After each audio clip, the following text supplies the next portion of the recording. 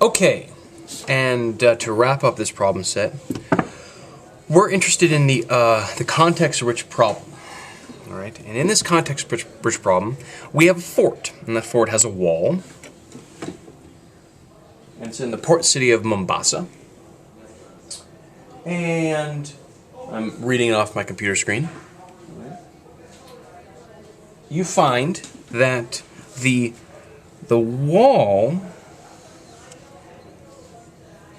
we don't know how high it is,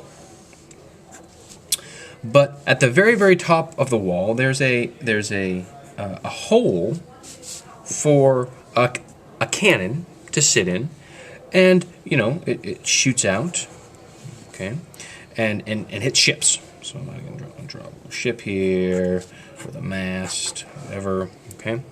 And so the idea is that we put the cannon in there, and it would fire at with some initial muzzle velocity. So it would fire out initially horizontally with some initial muzzle velocity. That is, the muzzle velocity is magnitude of the initial velocity. And it would hit the boat and presumably sink it. Cannonballs don't get along well with boats. But we're asked a lot of things in this problem. So again, this is a problem where we have to try to distill the context richness, the English into the physics. Okay, so we're not told the height. So that's the first thing that we need to realize is we're not told how far up we are. But here's what's going to happen. We're going to fire the cannon at some initial velocity horizontally, which means that v0y is always going to be 0. That's the first thing that we need to recognize. And it also turns out that we actually know, or we have enough information to find the final height. All right? Because we're told that it takes 3 seconds for a rock that you drop out of there to get to the bottom. And so we can use our constant acceleration motion, our kinematics expressions, to look at this. So if it takes 3 seconds to get down, that means that the height is going to be, the initial, so when I drop the pebble or the rock down, I don't throw it down, I drop it. It means the initial velocity is 0. So let me just write this thing out. Plus v0y times time plus 1/2 ay t squared. Well, if I set my origin to be the bottom here, and I call this some height h, then my final height's going to be 0. My initial height, my initial height's going to be h, whatever it is. The initial velocity is going to be 0, and acceleration is minus g. So I get minus g over 2 t squared, all right?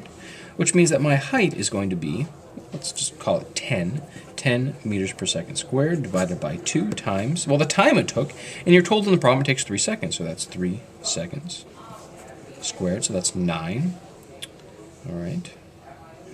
So we have 10 divided by 2, which is 5, times 9, which is, so the height is 45 meters.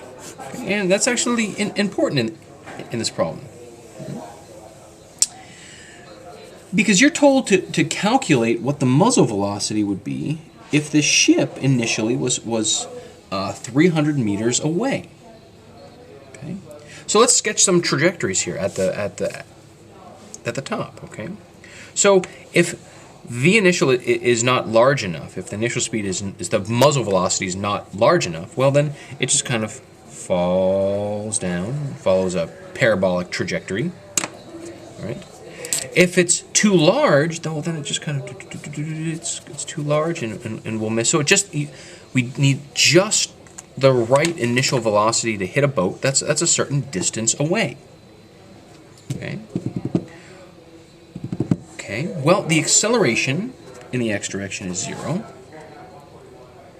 The initial position in the x direction is 0, which means that our expression for the range, well, it's going to go a certain distance in a certain amount of time, v0x times t. And here's the critical point. This time, and I'm going to write it down because it's important. The time is always 3 seconds. right? Because the initial velocity in the y direction is always going to be 0. So it always takes 3 seconds to reach the bottom of the wall. And even when we fire it out, it still is going to take 3 seconds to reach the water or the boat. Okay? All right. All right. So, here's what we do. Okay, we if we want to know what the initial muzzle velocity is, v0. So v0x is going to be the magnitude of the initial velocity because it's got no y component. Okay. So finding the height is, well, it's kind of a red herring. You don't actually need it. Because if we want to find v0x, it's just going to be how far away it is divided by the time that it takes. And so that's going to be, it's going to be 300 meters in this case, divided by the time, which is 3 seconds. Right? So v0x for this particular part is, I mean, it's, you can see it. It's going to be 100 meters per second. That's the muzzle velocity. And if we wanted to plot out how the muzzle velocity depends on the distance, we want v0x as a function of x final. Okay, well, it actually turns out that if I look at this expression that I had from the other page, v0x is equal to, well, I'm going to go 1 over time times x final. So the slope is 1 over t. Okay. But it's just a line, and it looks like that. There you go.